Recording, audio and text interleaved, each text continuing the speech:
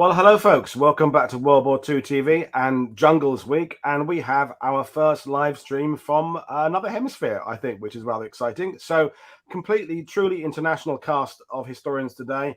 Ross Cable, Paul Knapp, and Brian Farrell are joining us from three different locations to bring you the story of the defense of Malaya in 1942. And Paul Knapp is actually out on location in Malaysia for us today. So, without further ado, I'm going to kind of get into the stream because we've got Paul there using his batteries on location. I'm taking very much a secondary role for this one because I don't really know what we're talking about with this one. Malaya is not one of my strong points. Ross Cable is basically my kind of co-host, indeed main host on this. So good morning, afternoon, guys, depending on where you all are. Afternoon, so Ross, take us through roughly what we're going to be doing today. Okay, so today we're going to be trying to show you as much of the ground in Malaysia as possible, both through photos from other locations and particularly with a live stream from Warrant Officer Paul Knapp. He's currently at a place called Gopeng, which is just north of a significant battlefield known as Kampar, and you can get an idea of the ground. I really want you to the viewers to get a good idea of what the ground is like in Malaysia, because the terrain is important and it varies quite a bit. I'll take you through the entire campaign during this broadcast, and of course we'll have time for discussion points along the way, both from Professor Brian Farrell and from yourself, Woody, and then of course Paul's going to be on the ground. He can add anything that's relevant in the location. Of course, I just want to add, both of you, you've all been on these locations before. Ross, as a lieutenant colonel in the Australian Army, you've been there and led tours there. You've taken Americans there, Australians there. Brian, you've written about this area. You've been there. Paul obviously lives there. So, I couldn't have three better people to guide me and the viewers through this location. And that's that. We've talked about it so many times. It's the local knowledge, the understanding of the terrain, because the viewers who are watching this, they're in the USA, they're in Europe, the Netherlands, Norway. You're reading about a battle the other side of the world for some people, and you read about jungle or hills or rivers, and it's having that actual understanding of what that really means. Is what are we talking about with the river? Is it fast moving? Is it slow moving? Is it, what's the terrain like? So that's the beauty of what we're doing today. So I'll hand back to you, Ross, to keep us going, and I'll move through the PowerPoint slides as you tell me what to do. Yeah, great. Thanks, Woody. So we've only got really the time to cover the key actions and some main themes, but some of the themes, and you just touched on the key theme of terrain, and we tend to think of this jungle as this amorphous mass covering the entire landscape of Malaysia. But really, the terrain varies quite a bit, and we'll get to discuss and see some of that. So, and critically, the British and the British Indian Army in particular, as well as the Australian Army, were ultimately defeated, often in terrain that wasn't thick, impenetrable jungle, such as we conceive, for instance, in the battlefields of Vietnam, or even the type of terrain the British and Australians and other forces were patrolling through in the Malayan emergency, a very different type of conflict, and certainly not the sort of terrain that Phil Bradley will be taking you through tomorrow in terms of jungle terrain on Shaggy Ridge. But I was with him a few years ago behind Salamoa, and that's real jungle terrain as it might reach the common conception. So we'll go through much more about what the terrain is. And therefore, we can't blame the entire defeat on a simple lack of jungle training. It was a comprehensive defeat with multiple compounding and long-standing reasons for defeat. And pure warfighting skill, rather than narrow jungle fighting skill, decided the outcome. And then also what we can see very clearly in this campaign is that the levels of war are very much interrelated. Strategic decisions flow down to operational decisions and actions on the ground, and in many cases were not influenced by positive tactical actions and victory in battle by the individual soldiers. So I'll just read quickly the current British definition of the operational level, because this is the real crux of it for the Malayan campaign. Operational level of war is about campaigns. So the British doctrine currently says the operational level of warfare is the level at which operations are planned, conducted, and sustained to contribute to achieving national strategic aims, as well as synchronizing action within theatres or areas of operation.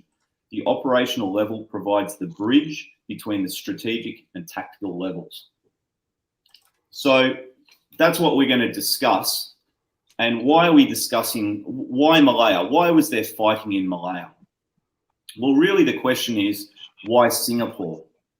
Because the British had devised in the 1920s something called the Singapore strategy. It was their national strategic level strategy for addressing the risk of conflict in what they called the Far East, or in Asia as we probably call it today. And the hub of British power in the Far East was to be a naval base constructed in Singapore. Because if you're going to be able to employ the fleet, the British having the most, or up till then, the most powerful navy in the world, somewhat reduced by the Washington naval treaties, you have to have the basing facilities to maintain that fleet a huge distance from home. And as we see in this photograph here, we have the dry dock, which was at that time the largest dry dock in the world and essential for maintaining a fleet. But of course, to have a dry dock, to have a naval base, to have this in Singapore, you can't simply have troops with rifles on the end of the dry dock. You've got to secure the land surrounding this. Well, how far do you have to secure this land? And that really means that's a central question to this entire battle. And it turns out the British were quite presciently arguing, and particularly the military professionals, were that to protect Singapore, you must defend Malaya, modern day Malaysia. And they set their defences at the very, very top end of Malaysia to deny that land approach. And if you just go 2 slides over, one of these shows you very clearly what you had to do. This photo is taken by Paul Knapp and myself.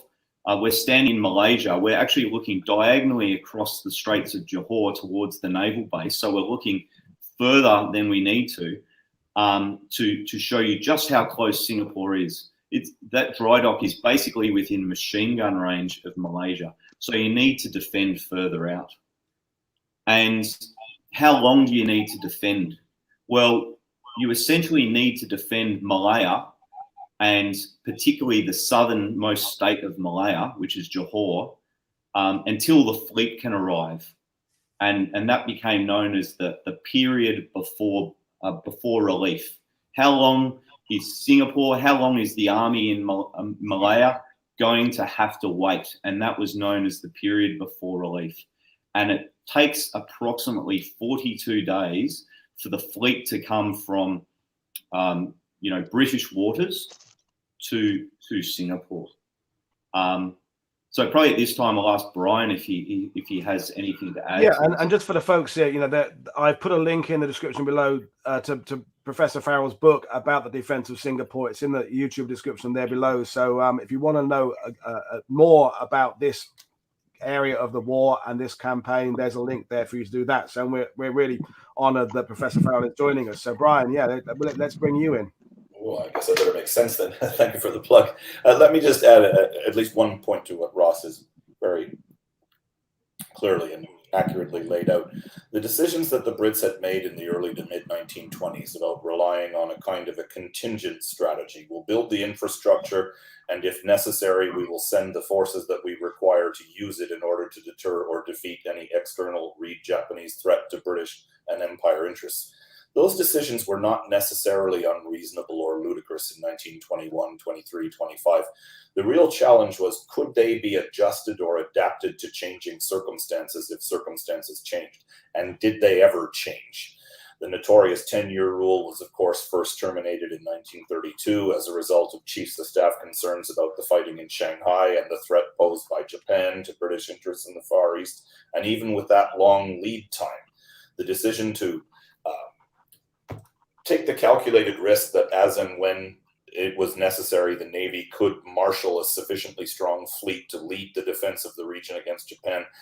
That turned out to be a calculated risk because of all the other circumstances that developed after 1931, rendering it next to impossible for the British to adjust and adapt to changing conditions quickly enough and effectively enough. As of 1934, the ultimate enemy is Nazi Germany. As of 1935, the focus on rearmament is the Royal Air Force and home defense on the Bomber Offensive. From 1936, the naval rearmament program shifts into high gear, but a Navy takes the longest time to build up. It's too little too late. So relying on that single service strategy, hoping that when the circumstances made it necessary, the Navy could respond and use the infrastructure, that turns out to be at best a calculated risk. And this is the problem that the three services face when the European War breaks out in 1939-40. And it falls to them to figure out the most effective way possible under prevailing circumstances with what London can give them to try and make Singapore a defensible position, because they've actually done the worst possible thing from the defense's point of view. They've built up a major naval base with all the necessary facilities to maintain a significant fleet right next to one of the biggest and most well-equipped commercial harbors in the world. So it is the place into which the Allies would pour reinforcements if the Japanese challenged them for control of Southeast Asia.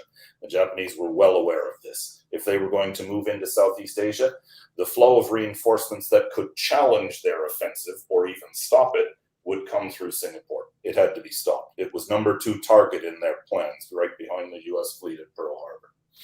Ross. Yeah, thanks, Professor. We'll definitely touch on some of these points through the presentation. We'll now look at terrain, because terrain is really important because it utterly shaped how the battle unfolded. So what you can see on the screen is a map of the Malay Peninsula. Malaysia actually occupies part of another island of Borneo, but this conflict, this campaign happened entirely on this peninsula. And you'll see at the very top of the peninsula, it narrows into quite a small isthmus called the Isthmus of Kra, and that's actually within Thailand. And I've indicated the border in red, and you can see this quite irregular line with a pronounced sort of divot in the middle with a river valley that denotes the border, and that's important to what happens next. And then probably even more important are the mountains. There's a mountain spine running down through the center of Malaya, almost towards this, almost as far as the southern state of Johor. And this mountain is utterly significant because it totally bisects the country. And what you can see on the screen now is actually one of the mountain passes from the east coast to the west coast. And this is utterly almost impossible terrain to move through. So the fronts selected for the advance, until they got well south, they were almost entirely disconnected. So choices had to be made here. The other important thing about the mountains is some of the weather effects, which I'll come back to in a second. You also had some significant coastal flats, or really to both sides of this mountain range, you had what the military would call maneuver corridors, relatively flat areas where troops could move through on flat ground, and the Japanese always sought to make their life as easy as possible. And here on the screen you're seeing one such flat area. Interestingly, these apparent lakes here are not natural swamps or anything like that. They're the remains of tin mines, and that could seriously impede maneuver in certain sectors of the country. And of course, being a highly monsoonal country, rivers were intense importance. There were some major rivers, some major obstacles which could potentially be used in defence, and innumerable small rivers which could be used to impose delay on the enemy. And both sides took very strong account of these rivers. And later on, Ross, I'm assuming you're going to explain how much that both forces were aware of this terrain, because, you know, we're able to show our viewers live video feeds, Google Earth images, aerial photos, maps, topographical, 3D images. This, we're talking 80 odd years ago. So how much information the respective sides had about this terrain, I think, is very important as well, because we know in other campaigns in the early part of the Pacific that there was some judgments, shall we say, about terrain, particularly on the Allied side early on, but also the Japanese side, because of just a lack of information. So I hope you'll explain a bit more about what they were aware of these features. Definitely bring me back to that, but certainly I would say in summary, both sides understood the terrain and weather remarkably well, and their operations accounted for that. And you can see by the shape of the campaign how it progressed, and indeed the location Paul will go to next is on one of these rivers. But I guess sorry to interrupt. That's bringing us back to as Brian and yourself said, the importance of Singapore, in that we have in the Pacific campaign, there are the campaigns fought in places that nobody needs at all. They were just in the way, and the other places that are important logistical hubs or transport hubs or whatever. And Singapore is very much in that second category of being an important logistics base. So therefore, that's why both sides had more information about the approaches to it, because it is completely significant.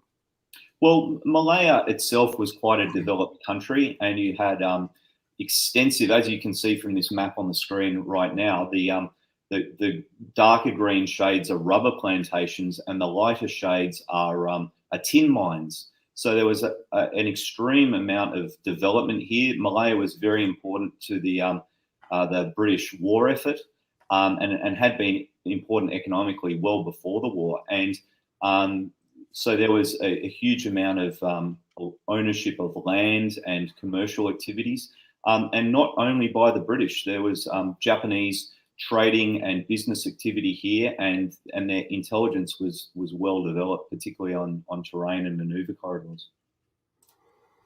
But if we just go, I don't know, I think we just lost Paul. Temporarily, I hope. Yep. Yeah. In terms of the weather, that mountains, the important thing as well is that it's a very monsoonal country, and the monsoon seasons hit the different coasts at different times of the year. So around the October to March period, crucially, the monsoon hits the east coast, and that makes it very difficult, but as we'll see, not impossible to conduct military operations. And secondly, that mountain range tended to create cloud banks that were extremely high, and that impeded air operations. With the aircraft of the day, it was very hard for an aircraft to reliably move from the west coast to the east coast, or vice versa, through the cloud. So positioning of air bases was important depending on where you wanted to fight. We'll just wait for Paul to come back, but I can definitely discuss the vegetation. As we said, it's jungle, but as we saw in that map, well, that's what the jungle, that's what the rubber plantations look like. It's not by any means dense underneath. It's not this impenetrable jungle we might imagine, and a lot of fighting happened in this sort of terrain.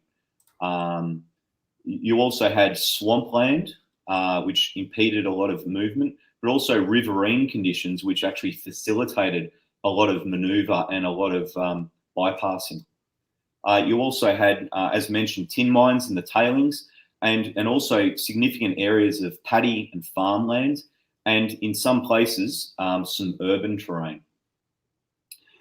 And now, Ernest Manny, who's a regular viewer of the channel, is an Australian like yourself, is talking about, in his opinion, the analysis of the campaign has tended to overlook the developed road network. So while we're waiting for Paul to come back, is that something you think is significant, Ross? And well, absolutely. And as you can see on this slide, I mentioned the road system, and here's again where it differed between the east and west coast. And I've read as well, it was partially deliberate that the British left the east coast largely undeveloped.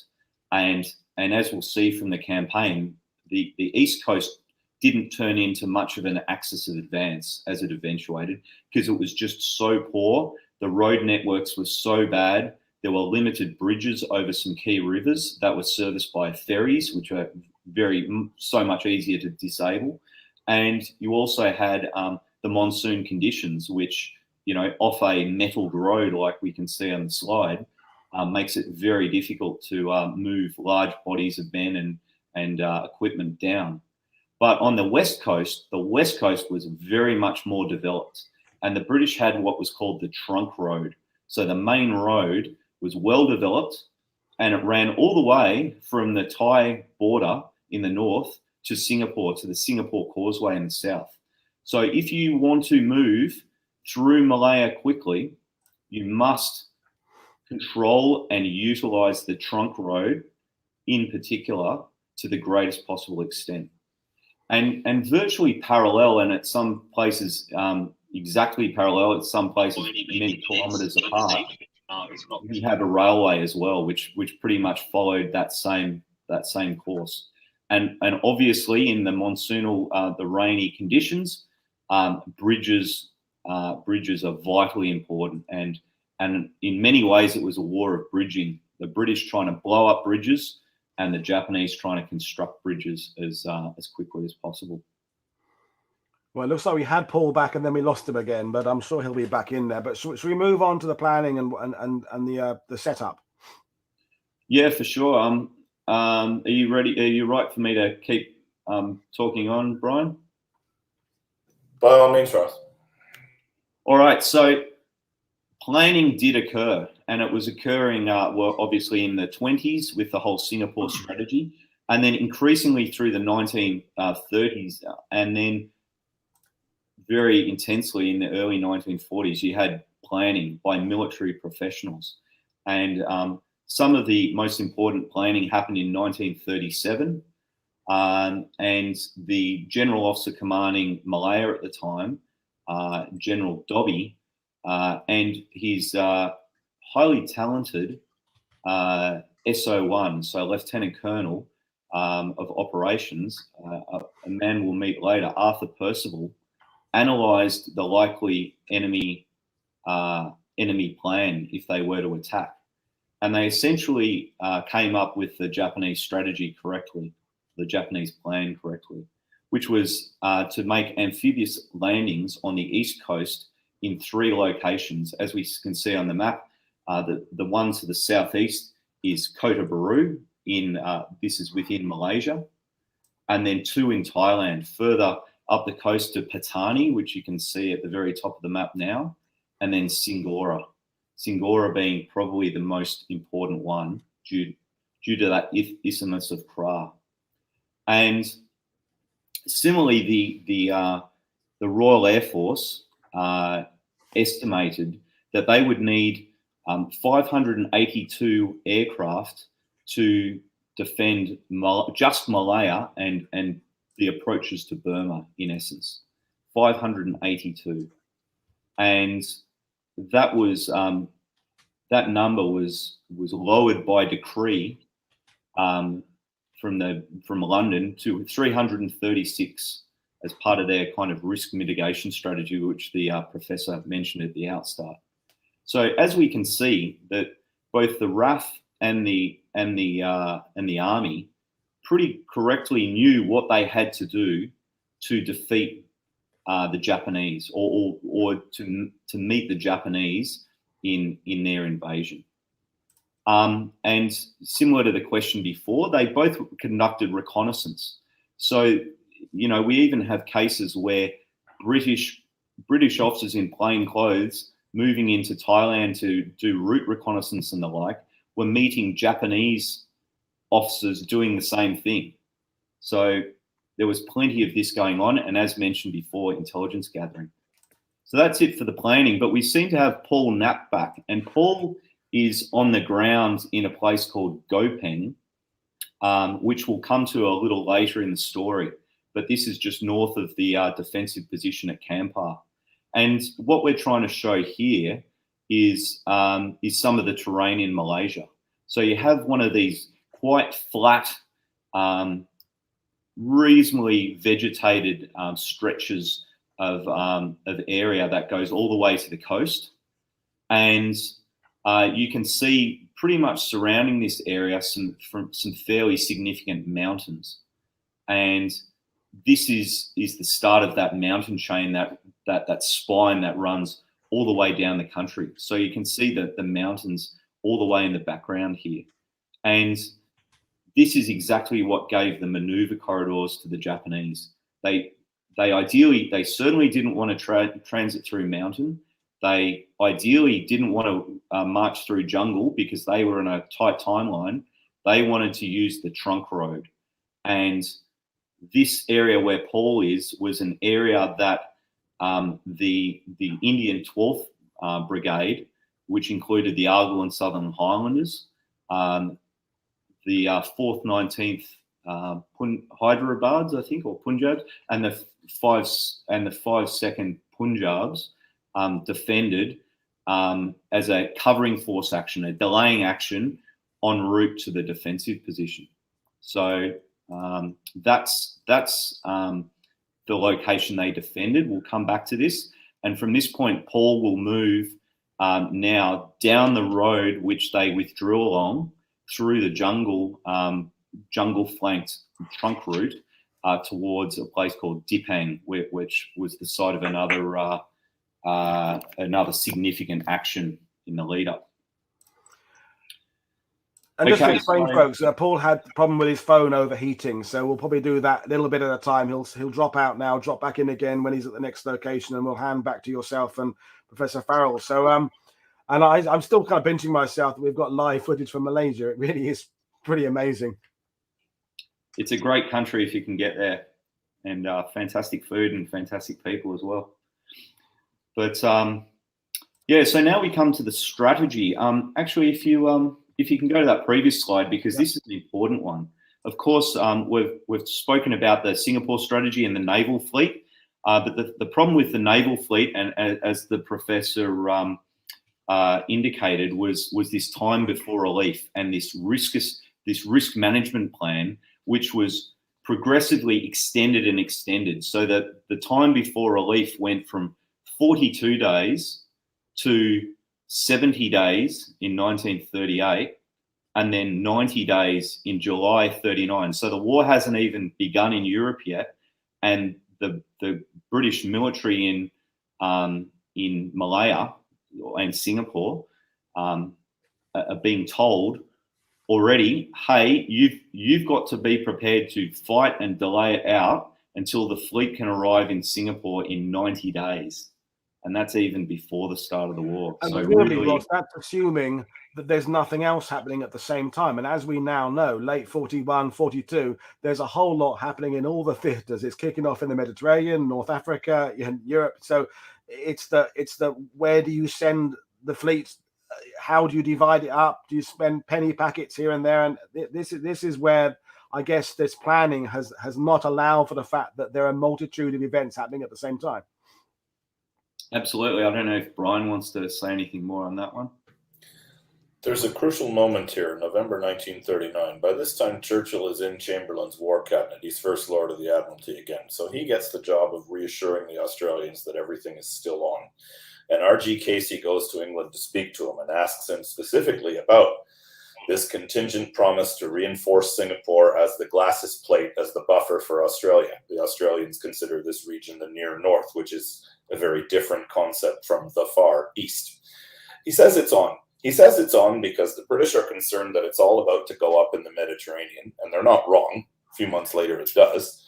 And they want that reinforcement from the dominions down under to help bolster the position in the Middle East and the Mediterranean against the contingency of having to fight the Italians there.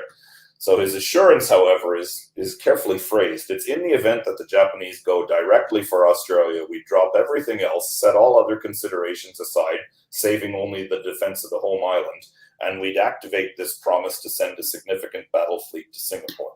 So that pledge is made. On the strength of that pledge, Australian forces begin to pour towards the European theatre of war.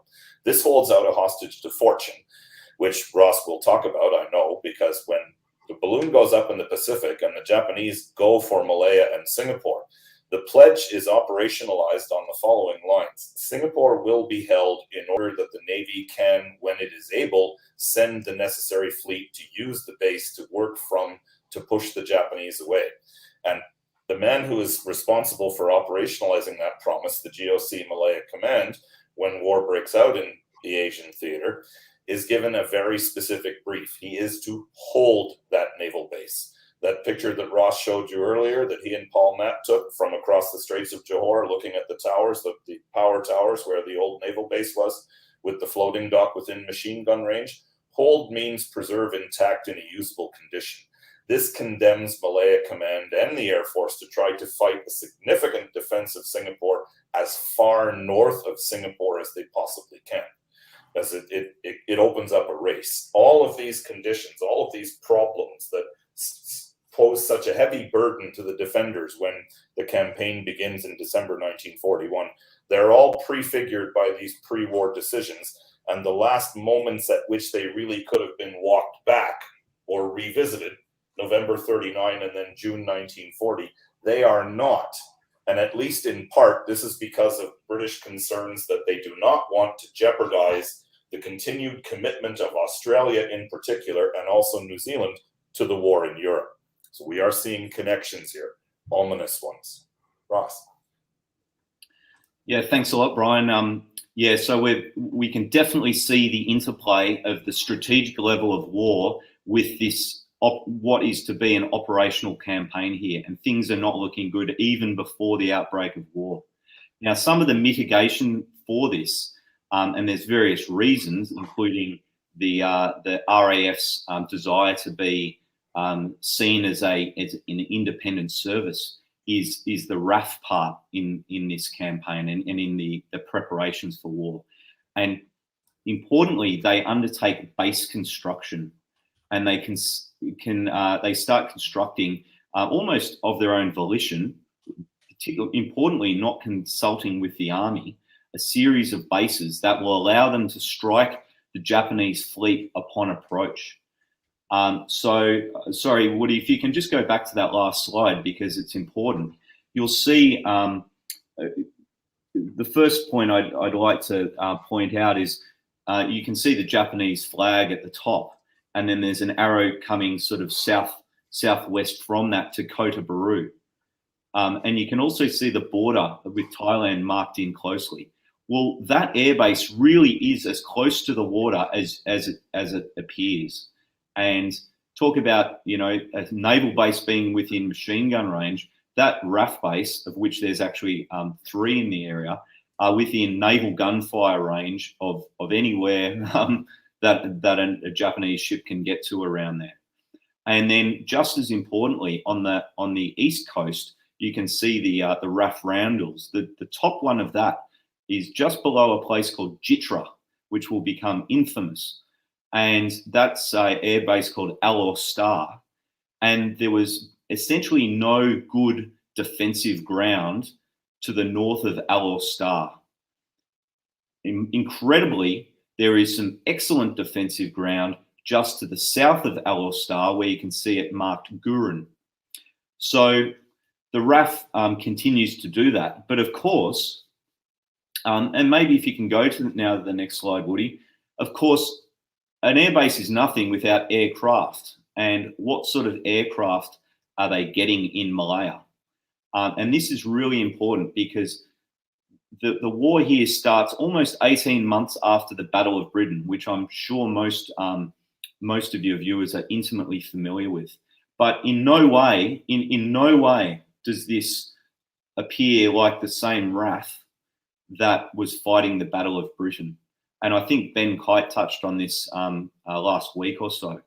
And part of the reason is or a major reason, one of a number of major reasons, is that the aircraft were either obsolete or near obsolete. And what we can see here is an aircraft called the Vickers Wildebeest, which is a torpedo bomber. So this is what you're setting the RAF strategy to beat the Japanese fleet and prove their dominance as a single service over the Royal Navy. They're using an aircraft that has already been declared obsolete. That said, they were quite well-trained crews, and they were committed to action in the coming battle, and they were actually as efficient and brave as possible, but really not equipped in any way. And of course, the Army also had its strategy, which is also very important and impacts again on this strategic level, which is called Operation Matador. And this comes from these 1937 plans. If the Japanese are going to land on these 3 beaches and we know it, well, how about we conduct a preemptive attack, go seize these beaches before the Japanese fleet arrives and defeat them at the outset. But of course, to do this, we need early warning and we need decisiveness. And we'll see how that actually plays out in the battle. Obviously, on the screen, you can see Paul is driving down towards Dipang, and you'll increasingly get to see some jungle terrain fringing this important trunk road. And I'll also point you towards this looming mountain mass to the south, which is the direction Paul's facing. This is an important mountain mass in the battle that's about to come. And then the final point I'll mention on the strategy is underestimating the Japanese. And this was done, and you know, you can write a PhD thesis on this, I'm sure. But the British tended to downplay the Japanese in almost every respect. And they had some very good advice from some people who knew better that the Japanese were not to be taken lightly. But for instance, you had the American Claire Chennault of the Flying Tigers reporting directly to the British air commander in Malaya how effective the Japanese were, how good their fighters were, and the sort of tactics you needed to match them with underperforming aircraft. He had the P-40, and the British Commonwealth, that's Royal New Zealand Air Force, Royal Australian Air Force, and Royal Air Force, were flying probably an even worse aircraft called the Brewster Buffalo. And similarly, they had warning that the Japanese army was also highly efficient, was extremely fast and tactically agile, loved to do things such as envelopments and flanking attacks, and were absolutely fanatical and committed soldiers. And you're getting this from none other than the British Defence Attaché in Tokyo, who observed the Japanese on manoeuvres, and these were discounted. So we have, and many of the motivations for this were ethnocentric. Oh, you know, we're better than the Japanese. They're a lesser form of military man. Well, they were about to be proved extremely wrong. Perhaps we can bring Professor Farrell in on that, because he's having written a lot about this. Is this general lack of appreciation about how efficient the Japanese were something that we were going to fall back and regret? Ethnocentric is the right word to describe it. There's just this feeling that if people don't do things the way we do them, then they're not really up to the required standard. And it was all 3 services found it very difficult to believe that their Japanese counterpart could function as efficiently as they would. And most important of all, none were ready to believe that the Japanese would take the kind of risks that they wouldn't take. So, for example, all those estimates of how many aircraft were required in order to defend Malaya, that was based on mirror imaging. If we were attacking it, moving from this range with these capabilities and these assets and these strengths, weaknesses, and opportunities, what would we need and what would we do? And not only did none of the 3 British services conclude that the Japanese would be more efficient than they were, but none of them were ready to believe that the Japanese would be more aggressive or more risk-taking than they were. Now, that turned out to be really fatal. as the initial Japanese plan called for a kind of a methodical advance forward to the Perak River, which kind of divides northern from central Malaya as it runs diagonally down from the mountain chain in the center of the peninsula to the west coast. And according to, if I can dare use the word, orthodox British operational doctrine, that would have made sense. You land at your 2 beaches in southern Thailand and your 1 in northern Malaya. You make your build-up, you consolidate your bridgeheads, you bring forward your second echelon and your supplies, you get your logistics chain worked out, and crucially, you move your forward air power up, taking over the air bases that you've seized from the enemy, so you have your air support right up front. And then when you are balanced, you move forward to the major obstacle, which is the Perak River. But at the last minute, when Yamashita is appointed to command 25th Army, Tomoyuki Yamashita, who becomes the commander of 25th Army, which is tasked with taking Malaya and Singapore, he listens to some staff officers at the HQ that he inherits, which is Japanese doctrine at that time. You come in and you take on a mission which is almost ready to go. And he buys into their suggestion. And their suggestion is that they do something which translates in English as the driving charge. They argue, look, once we start this is going to be a race. This is going to be a race between our ability to get down into the region of Singapore before strong reinforcements can be sent in from elsewhere in the world. And if we can push fast enough and far enough into central Malaya and use our air power to cut off Singapore from outside reinforcements, we are bound to win that race. So what we need to do is hit hard and move fast, seize the initiative and keep it. So Yamashita agrees, and from the day it lands in southern Thailand and northern Malaya, his army, his vanguard, which is mainly 5th Division, pushes forward relentlessly and takes the kind of risks with its forward movements and its follow-up supplies that the British counterparts that were trying to cope with this enemy driving charge were struggling to focus on and size up, because it's just not the way they would have done this sort of thing. They were not used to facing an enemy who was not only able to move with this agility, but willing to take these kinds of calculated risks at all levels. So the risk-taking is very important. And the only other point I'll make before Ross moves on is you'll notice that when he very ably laid out the planning there, it's all single service planning. Despite the fact that there is an attempt to create something of a unified command, at least someone with responsibility for directing Army and Air Force plans, these 3 service schemes, if you will, each of which has a rationale in and of itself. If you're going to operate in the Far East, you need the infrastructure. You build the infrastructure before you send the fleet. Makes sense. That makes sense for the Air Force too. If you're going to have the Air Force take over the lead role in the defense of the region, they need the infrastructure from which to do it. They need the network of air bases. And the Army, well, if you're going to defend the naval base, you're going to need to do it at some distance from the naval base. That all is internally, intrinsically not unreasonable, but it's neither connected to each other nor connected to a fast-moving and fast-evolving situation. So at the end of the day, what do you get? You get an army which is tasked to defend the naval base for a fleet which cannot come, which is also forced to spread out all over Malaya in isolated detachments which are too widely dispersed to support each other in order to protect air bases which are located in the right place to give an air striking force an opportunity to pummel an invasion force coming across the South China Sea. But that only works if you have strong enough air forces to use to operate from those bases that you built. And of course you don't. So the Japanese seize their opportunity, all right. They focus on a situation in which the British, for a variety of reasons, have begun to do a lot of work on the capabilities that they will require to mount a reasonably integrated and effective defense of Malaya and the South China Sea. But it's incomplete. The Japanese come too quickly. None of this is ready, and nobody is pulling it together. And they strike at all those fault lines in between these single service focus on planning. And who gets left holding the bag? Well, frankly, the guys you see on the screen in front of you, the infantry, who were never envisaged to be the principal defense force for the region, but as fate would have it, that's the burden that falls on their shoulders. Which seems a perfect time to bring Ross back in there and set up the scene for the first engagement. We're 3/4 of an hour in, so I don't know how long Paul's battery will last out as well. So back to you, Ross, I think.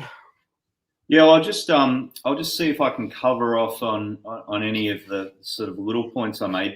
But of course, what's happening in the lead up to the actual Japanese invasion? You've got continued construction of the naval base. You've got additional aircraft arriving and operational training happening of inexperienced air crews. You also have the establishment of land defences. If you flick back a couple of slides, we'll find a bunker in a field. And also, yes, that bunker in the field, which Paul Knapp discovered, I call it Paul's bunker. That's up at Jitra. The British recognised, we have poor terrain to fight on. What can we do? Let's prepare. Let's build some bunkers. So there are preparations happening. The next slide, you'll see bunkers that are in the state of Johor on the main road leading from the east coast towards Singapore. So they're not completely unprepared or unaware of the threat they're facing. And of course, reinforcements are coming in, particularly during 1940, 1941, which amount to essentially the all that you see on the next screen with Malaya Command. You've got 3 Indian Corps, which is two Indian divisions, entire divisions, which actually had a couple of British battalions within them. You also had another independent Indian brigade of the Command Reserve with the Argyll and Sutherland Highlanders in it. This is the exact brigade that's in the area that was fighting in the area, the covering force battle that Paul Knapp is in right now. And then you also had the 8th Australian Division, which was only sent with 2 of its brigades, both arriving in 1941 and conducting some training. So you're not wrong there, Ross. And if I can just jump in quickly and point out that at peak strength at any one time, in fact, twice in the campaign, Percival had under command some 31, 32 infantry battalions in Malaya. And that's more than what the British Army of today could put in the field, by the way. So the one thing that they had done is pour boots on the ground into Malaya, yes. And also, as we saw, the army was somewhat hampered by a lack of equipment, same as the RAF. We were talking about their obsolete aircraft and other shortfalls. The army was also devoid of some equipment, most famously tanks. Percival is asking for tanks. A tank. I think he wants 2 tank regiments. He formally requests, and he's given no tanks of any description. And then also training. So the units are undertaking training, generally at a brigade and divisional level, often devolved to individual units. So you get quite a lumpy effect with training. Some units are quite good. Famously, the Argyll and Sutherland Highlanders, who we're dealing with on the screen right now, but also the Australians. The Australians did quite well with their training. So what we can see on the screen right now is the bridge at Dipang, and in this delaying action towards the Kampar position, the Argyll and Sutherland Highlanders and their sister battalions of the 12th Brigade were delaying the Japanese down this road. However, as we'll see many times in this campaign, they are foot-mounted infantry trying to march rearwards and getting attacked in the rear by Japanese tanks and truck-borne infantry. So there's a complete mismatch in capabilities here. And what happens is they manage to evade the Japanese by fleeing into the jungle. Other elements of the brigade continue down the road, as do the Japanese in pursuit. Just to the rear of where Paul is now, the 5-2nd Punjabs, personally led by the commanding officer, emplaced a 2-pounder anti-tank gun on the bridgehead that they were maintaining for this retreating force. So here you can see some excellent Malaysian scenery. And this is why these rivers are so important as obstacles to tanks. And as we're seeing here, how did they try and stop these tanks? Well, the first stop was down that road you can see with the 2-pounder anti-tank gun. And then there was a bit of a botch up in the bridge demolitions, but the force managed to get the engineers forward, and protect the engineers as they made multiple attempts to blow up the bridge that Paul's standing on right now. And you'll probably see Paul move off to the end of the bridge in the side, and you can actually see where some of the original brickwork pylons for the bridge was, and then overlaid by a more modern concrete bridge. But the dropping of this bridge was crucial in that it bought over a day of time for the British to finalise establishing their defensive position at Kampar, which is on the right-hand side of that prominent mountain you can intermittently see in the view. But here you can see you saw those bridge pylons, and there's the mountain again. Kampar's off to the right-hand side of that mountain. Over to the left, you have a very narrow and jungle-tangled valley, which we'll see a little bit better on the map when we get to that slide.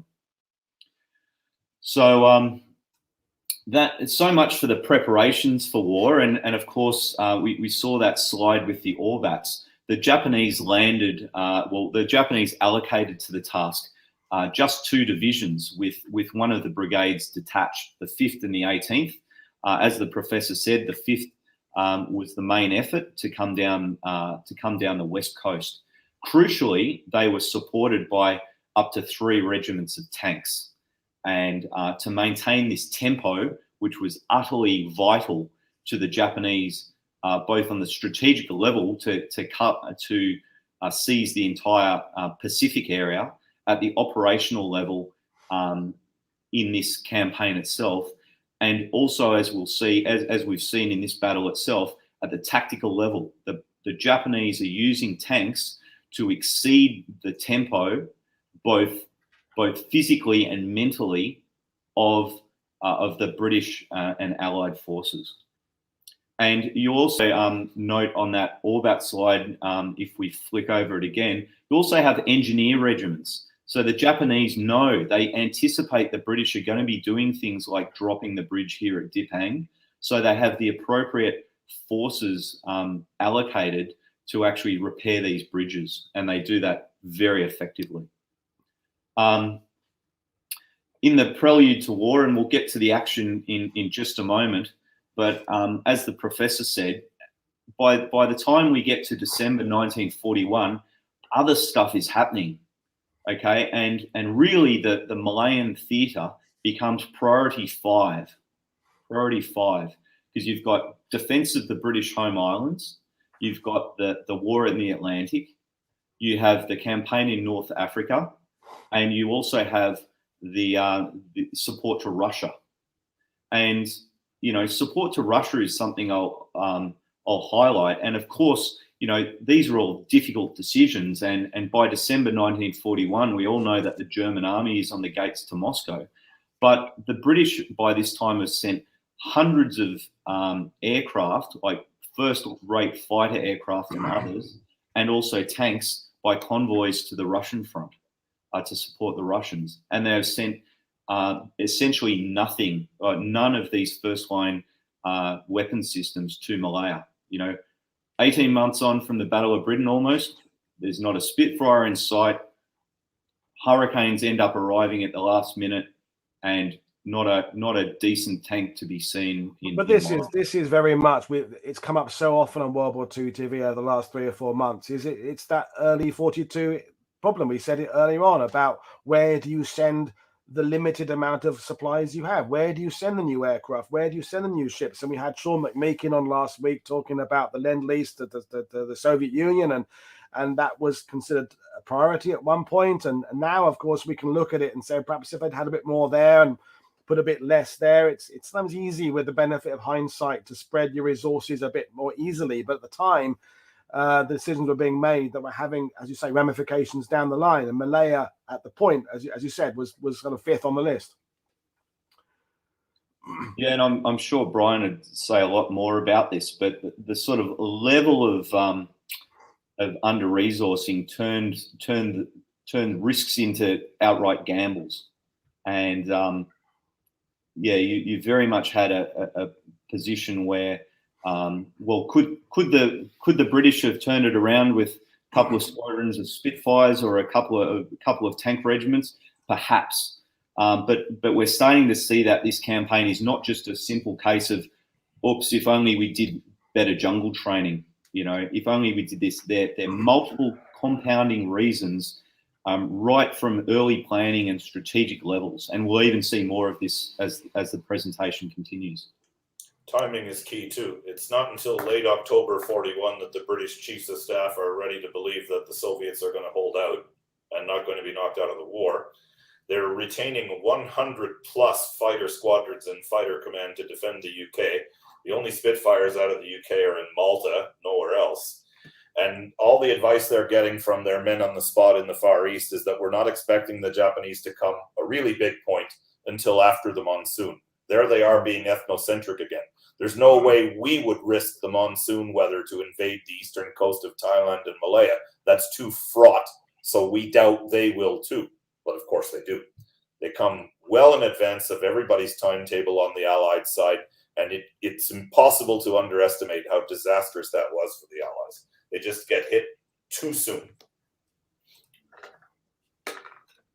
Absolutely, it's a very difficult situation. And if we again look at the strategic level, we can see the diplomatic level and what are we trying to do at the diplomatic level? Well, right from Churchill downwards, the emphasis is on not antagonizing the Japanese, not giving them any reason to go to war.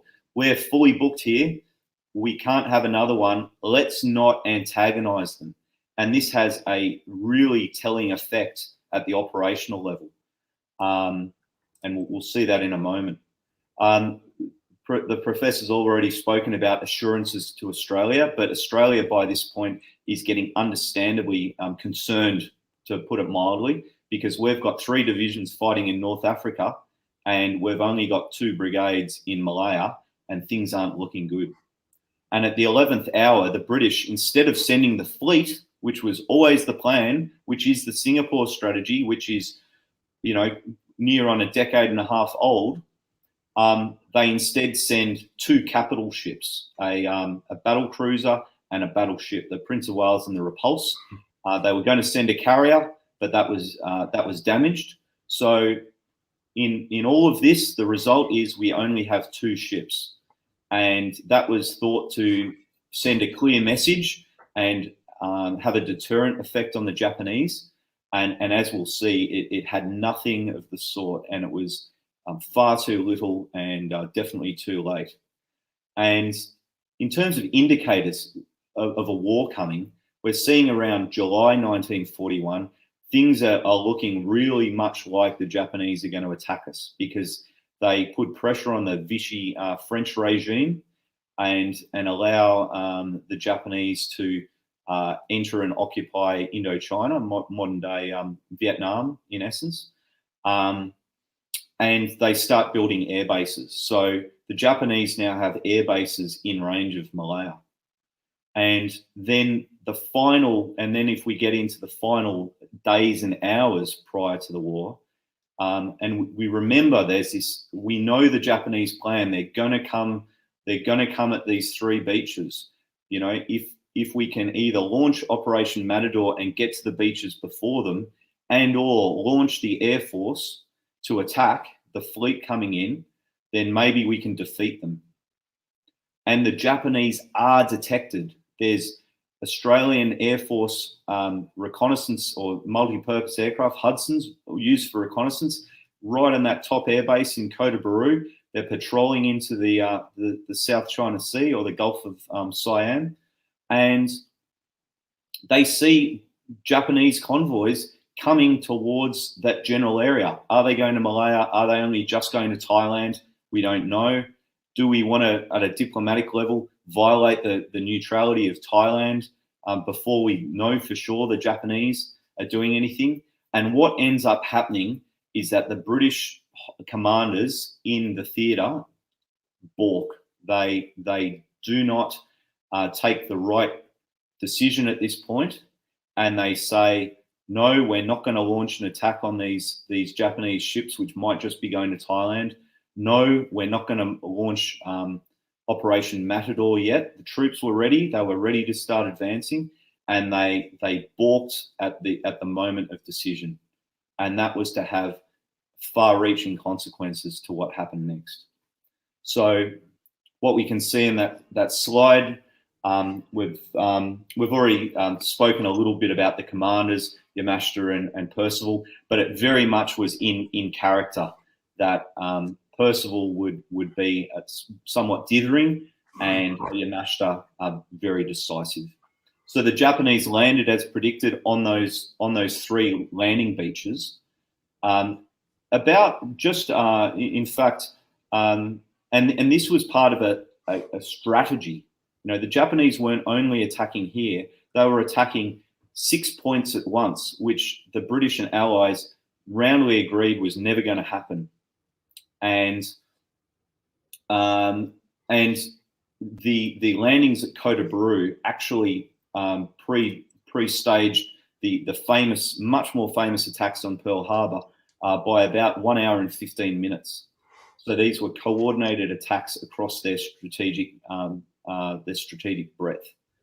And I'm now going to try and keep the campaign quite simple, because there's a lot of whys and wherefores. But the Japanese basically turned these 3 beachheads into 3 axes of advance of varying importance. And so the first we'll talk about is the landing at Kota Bru. And the British were ready. They had a brigade here, and it was mainly a brigade designed to defend the air bases and then conducted the laying defence. They were not here to defend to the end. But again, as we'll see numerous times in this campaign, they really didn't have enough to do that. And if you can look really closely at the beach itself, you'll see that the British had one battalion up towards Sabak, which you can see there, stretched along the beach, and you can kind of get an idea from the scale on the map. But that single battalion was occupying, you know, you'd probably say about 5 kilometres worth of beachfront, just a battalion, which classically in doctrine is not enough, and certainly proved not to be enough in these landings. And the 2nd battalion was stretched even further, all the way down that coastline. If you go to the next slide, you'll actually see that some defences were prepared. They also had pillboxes here. They had obstacles set up, and they put up quite a good fight. And the Air Force, the Air Forces that included both Australian and British aircraft, some of them were located right behind the beach at Kota Bru, also took off by night and began attacking the amphibious ships. And they actually sank one of the ships, damaged a couple of others, but the Japanese pushed ashore in heavy surf, losing some troops to the heavy weather conditions that the British thought they would never invade to. That's a similar time of the year. The exact same beach where they landed, and as you can see, it's pretty rough out there. But the Japanese accepted the risk and pushed ashore. And what happened in this flank is basically the British conducted their fighting withdrawal quite efficiently, and escaped by rail down into the south of Malaysia. And as we discussed, this East Coast manoeuvre corridor was not really exploited too much because of those poor weather conditions at that time of the year and the poor infrastructure in the roads. In the centre, where the Japanese landed at Patani, one aspect of the Operation Matador was executed. And the idea here was to send a force called Crocol with basically 2 battalions across the Thai border to occupy a stretch of road with a significant cliff line, and to use engineers to blow up that cliff line and seal the road off. Quite a good idea. Again, we can see lack of tempo on the British side, and by the time they got past the weak resistance of the Thai border police and advanced quite slowly towards the ledge, they arrived just short of the ledge, and of course the Japanese had beat them there. And this force fought its way back to the Malaysian border and was effectively expended. Then this axis was not very suitable for large-scale maneuver. The Japanese even left their tanks behind because the road was so bad. But the road down through the Perak River Valley is known as the Grick Road. And there's basically a case study in the successful employment of a guard force action down that Grick Road, first by a company of the Argyll and Sutherland Highlanders, and then later reinforced by the entire battalion, and then elements of that 12th Indian Brigade. And the Argylls showed that in this terrain, and you can see some of the jungle terrain through this vegetated agricultural and jungle river valley. They fought extremely well here with a series of ambushes, delaying actions, timely withdrawals, and when the battalion came up, actual attacks. They would forestall the Japanese advance by actually attacking them in battalion strength, using convoys, armoured cars, and then withdrew to the next position.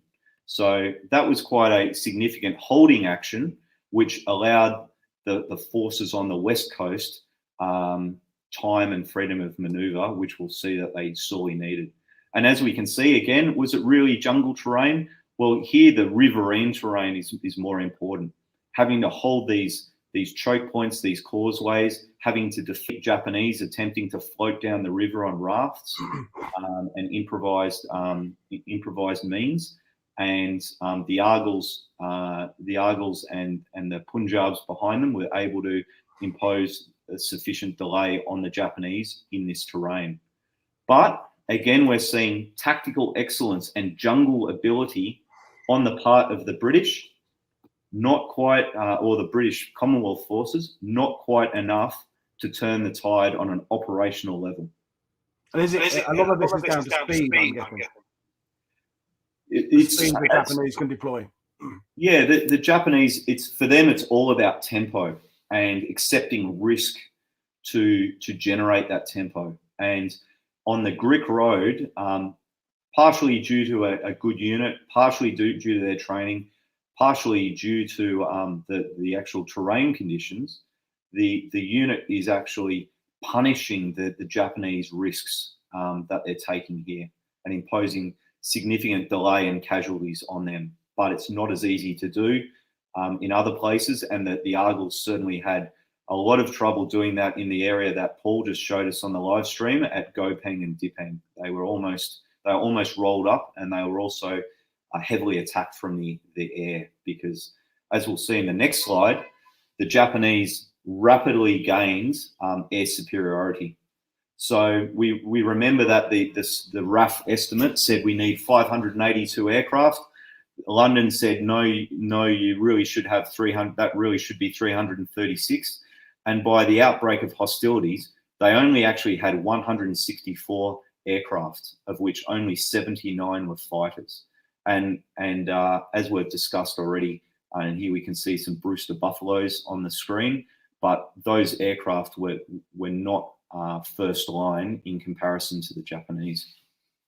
The RAF, the Royal Air, or the British Royal Air Force, the Australian RAF, and then later the Royal New Zealand Air Force, they fought hard. These airmen would often take off against overwhelming odds in aircraft they knew to be vastly inferior in many ways, and they suffered for it and suffered early. And the Japanese. I'm glad you and Ross and Professor Farrell had to drop out to go and pick up his kid, but maybe back later, I don't know. But I think one of the things you're doing by spending time on this campaign is you are getting across the idea that some of these actions, they are delaying the Japanese. The air crews are putting up a big fight. Okay, they're going to be overwhelmed eventually, but in the general histories of World War II that cover all the theatres over the entire 6 years, the Malaya-Singapore actions, it is all about the Allies being resoundingly beaten by an aggressive, swift-moving Japanese force. And I think it doesn't allow enough time to get across and convey that some of these actions are actually they're going pretty well, considering what's the situation they're facing, considering the lack of resources, the lack of decent aircraft. It's important to get across that some of these actions are, actually going not well in the outcome. We know what the outcome is going to be, but that there is some incredible fighting going on. There are people doing their jobs very well. Absolutely. And this is why we started the presentation talking about levels of war, because some brilliant tactical actions, some tactical victories are not being translated to operational effect. And that's for a variety of reasons, including poor command decisions on the part of the British and Australians. We can probably see here on the screen Paul labouring up the hill. It would be quite warm there, and even though it's late in the afternoon, but he's getting up onto the Kampar position, which is a static established defence position in the centre of Malaysia. And just again say, thank you very much, Paul, for doing this. Both Ross and myself are sitting in our comfortable chairs in our buildings, and we've got someone out there on the ground in the heat, walking up hills for us. So thank you very much, Sergeant Major Knapp. It's very, very appreciated. He'll get there eventually, so I'll just try and power through this part.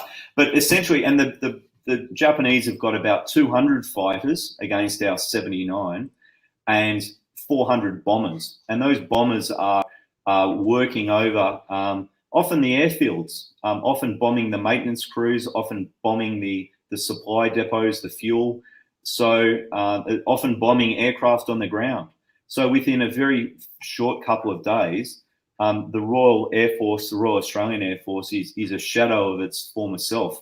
After 3 days, they only had 43 fighter aircraft. And these aircraft in the RAF are not solely allocated towards assisting the army. They also have to repel continued possibility of Japanese amphibious landings further down the east coast. And they importantly have to cover convoys coming in from to reinforce Singapore. Now, Paul looks like he's at the top of the hill, so well done. We can see some of this scrubby jungle that remains on the top of this hill. The Kampar position is now part of it was a Chinese cemetery. So one of the 3 hills on the position was called Cemetery Hill, and part of the cemetery is there's Cemetery Hill there in the field of view, that grassy spur, and Paul's currently on Green Ridge, which is the centre ridge in that position. You'll see some Chinese gravestones there, and he's really showing you some excellent parts of the terrain. So what you can see here is why the British selected this ground for a fight, and this is the sort of second major battle on the east coast, whereas we're yet to get to the first in the presentation. But this is why they selected that, and you can see into the vast distance here, this low, flat, swampy ground with large pools and lakes formed by these old tin mines. And this is not great ground to maintain a high tempo offensive over. And that's particularly why the British chose this position. This ridge that Paul is on, and the ones to either side of that are like a cork in a bottle. The Japanese couldn't effectively use that low ground we were just looking at, and nor could they use the ground that we can see up to the left, because there is a 4,000-foot mountain peak covered in thick jungle to Paul's left, an absolute towering feature which we saw the whole way on his drive down. And have we got a map where we can show where Paul is? Yeah, if you flick forward a couple of slides, you'll get to a slide called Kampar Op Delay. There we go. Yeah, that one. Beautiful. So, Paul, if you look kind of in the center of centre to the Oh, bottom. Green Ridge. Yep, I got it. Yeah, Green Ridge. So Paul's up there, and you can see this enormous mountain covered in thick jungle still today beside him.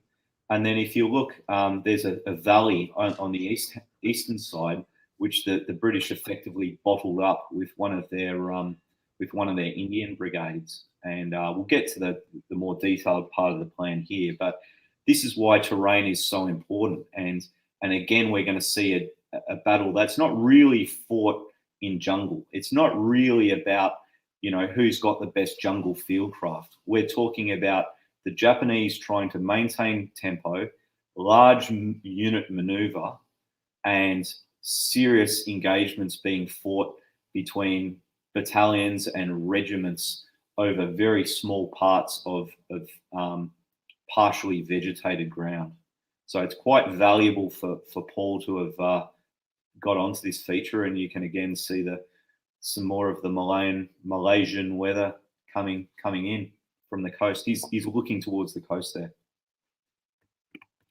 I can't emphasize enough how great this is that we've got this footage from there, and you explain the terrain so well, because although this is part of Jungles Week, because it's a nice a title to hang things on, it's actually about transport, how it's about roads, bridges, mountains.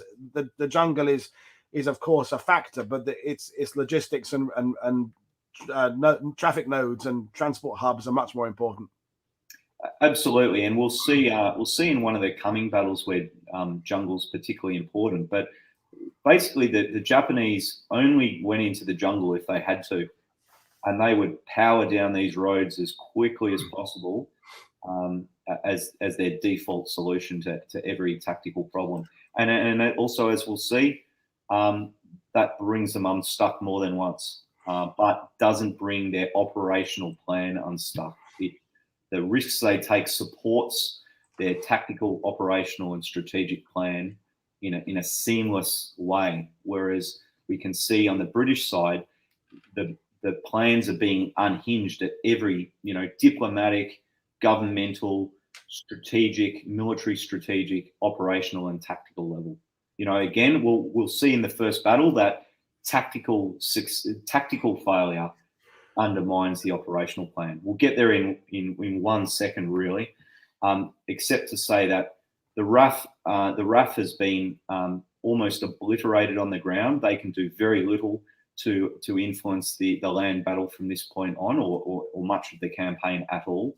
And even worse, this flying squadron, as it was called, of the Royal Navy, the Prince of Wales and Repulse, they sortie out in the best traditions of the Royal Navy. And within 2 days of the Japanese invasion, these two capital ships are attacked by a Japanese naval strike force, and both of these ships, which are the pride of the Royal Navy, are destroyed purely by air power, and that's said to be the first time this really occurred in history. And with that was the naval contribution to the campaign. There are a few destroyers left. There are a few small naval actions possible, but really what this campaign then becomes is a single service operation by the British Empire. It's now an army operation, unable to influence both amphibious moves and the air situation. They could get bombed and strafed at will, and are. And on the flip side, the Japanese conduct a joint and combined arms operation in modern parlance. They are fairly well coordinated between their air and naval and ground forces. And they also form combined arms teams on the ground. As we've already heard, the Japanese were using tanks very effectively, and they're using their offensive support, their indirect fire, just as effectively on certain occasions. Now, the first, so we've actually spoken about two of the axes so far. So the action at Kota Baru. Then we've spoken about the action down through the ledge and the Grick Road. And the most important axis, the main effort, is the West Coast. And the Japanese land at Singora. They come across the Isthmus of Kra, that narrow neck of land at the top, and they then start. They cross the border into Malaya, and they come south, basically along the trunk road. And the British are ready for them, as ready as you can say they could be. And they've dug defensive positions. So this is really the best prepared defensive position in Malaya, which is not to say it's brilliant. And again, reminding everyone that it's only built here to protect an airbase at Alor Star, which by now has been taken out of commission. It's actually been destroyed deliberately, cratered, and supplies blown up as best as they could. The defending troops can hear this. Why are we even here? And then it gets worse, because the Japanese, as the professor was saying, they don't hang about consolidating the bridgehead. They send their vanguard, a 500-man detachment, a combined arms force with a company of tanks, truck-mounted infantry, supporting artillery, mortars, all of that sort of stuff. They send that as fast as it can into Malaya, and by the evening of the 11th of December, this vanguard reaches the defensive position at Jitra, and the British are dug in there. You can see they've got. If you go to the, I'll go a couple back. Yeah, you can see the goose eggs, the defensive positions. You've basically got a 2-up brigade defence. You can see sort of two-thirds of the way to the left of the screen. It says inter-brigade boundary. So we've got two brigades up. You've got the 2 British battalions within this division on that centre line, and some an Indian force of Jats to the right, to the east. And the Japanese, they don't mess about. They send this force due south and down the trunk road. They wipe aside all of the British delaying forces, which were considerable but ineffective, and they managed to capture a bridge and lodge really dead centre in the middle of the front forward of the British divisional defensive position, and the British cannot dislodge them. And the next morning, the Japanese attack even more, and you can see the blue arrows on the blue arrows on the map is where the Japanese continue to punch down through this first Jap company, and then essentially reinforce success with some follow-on forces. They put in another battalion here, and then they swing around within the defensive position and start conducting a flanking attack at the rear Leicester battalion company position. And this essentially unhinges the entire defence. Morale drops into a trough, and the divisional commander by then is asking permission to withdraw. So we can see here that and it's very well analysed why this defence goes so badly, and we don't have the time to go into huge detail here. But you can see here where tactical failure now unhinges the entire plan and timetable for the defence of Malaya. We've lost our best defensive position, and we're retreating south. This is no orderly withdrawal. This is a nighttime, rainy. Did you tell the company on the left, oops, who's escaped, which battalions escaped over to the coast? It is complete disarray. It is one of the worst defeats suffered by the British Indian Army in their history. And there you can see that the road today that the Japanese punched down with their vanguard, with their combined arms team. And the div commander tries to make a hasty defence at the next position or the next likely position to the south at a place called Gurun. He's unable to form a coherent defense before the Japanese high-tempo operation reaches him again, punches straight through the defensive position as far as brigade and divisional headquarters. I think they get even that deep, and then it's a complete rout. And where we can see on the map here, what the campaign then becomes at this stage is a series of fallback positions using the rivers. The British have quite a poor response to the Japanese tanks.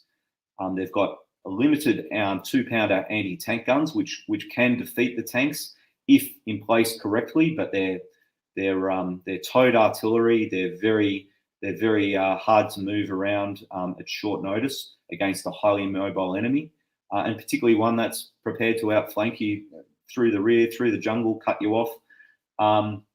And really the best anti-tank defense is your engineers, and the engineers are blowing up hundreds of bridges throughout the next couple of weeks.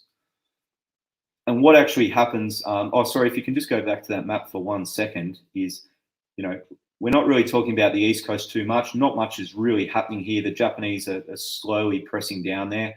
The Grick Road is important because it allows the Japanese to be held, unable to cut off that retreating British Indian division. And they managed to get across, the British managed to escape across the major river, which is the Perak River, which is Yamashita's first objective. He captures it to his surprise quite easily. The British are not defending it well. And instead, the British fight a series of delaying actions, covering force actions, which then plays into where we were this morning at Gopeng Dipeng, and reset a defense, a deliberate defensive operation, a deliberate defensive position where Paul is right now on the ground in Kampar. And this is meant to play to all the strengths of the British, particularly their artillery prowess, their firepower, their ability to stand on a dug-in position. They've reformed some of the forces that have been mauled in Jitra. So those 2 British battalions have been formed into one, which is now known as the British Battalion. The Indian brigades that fought have been merged into a combined 9th, 15th Indian Infantry Brigade, and that's held in reserve at Kampar. So I think my slide on jungle warfare, we've discussed a lot of this. It's not homogenous jungle. This is about large unit maneuver, conventional engagements, high tempo operations. This is not sneaking through the jungle, patrolling through the jungle Vietnam style. This is, how do we get down this road as quickly as possible, and how do we prevent the Japanese getting down this road as quickly as possible? And they avoided jungle in a lot of these circumstances. And as we can see, therefore, a lot of the failings are not failings of jungle warfare, jungle skill, jungle training. They're a failure of warfighting capability in its most important form. So now we reach the Battle of Kampar, which we've discussed quite a lot so far. The British were playing to their strengths here. They selected the ground very well. They dug in. The Japanese came at them with 2 regiments. They actually tried to send the 42nd Regiment across that expanse of open ground there. We can see on the left-hand side of the map. And they basically played no part in the battle because that ground really was as boggy and difficult to move through as it looks. The 41st Regiment attacked the hill. They couldn't use their armour effectively because of the steepness of the terrain. And the course of the battle really saw the Japanese fighting extremely hard, taking control of Thompson's Ridge, starting to take the eastern portion of Green Ridge, and then the Indian reserve was employed, with led by two young British officers who managed to counterattack successfully, retake Green Ridge, and essentially deter the Japanese from continuing to fight. However, this tactical engagement was part of a wider operational plan to impose a couple of days at least of delay on the Japanese, and it failed to do that. The British fought a successful battle, but then rapidly withdrew, and they withdrew to their next defensive position, which is Slim River. Just on the screen there, you can see that the same ground that Paul started at today, and then the next slide is some of that jungle road where the Argylls tried to escape down, and they were supported by the anti-tank gun. The next slide is one of the side roads, so you can get a better idea of the jungle here. And that's what the Argylls indeed escaped into to get away from the tanks. And then we've got the Dipang Bridge, which Paul took us to earlier, key to establishing this defensive position, and not an insubstantial river, particularly if you're trying to maneuver large units. If you're trying to get a whole regiment with tank support, with your artillery over, it's not the same as trying to get a platoon of infantry across on a rope. We're talking large unit maneuver here.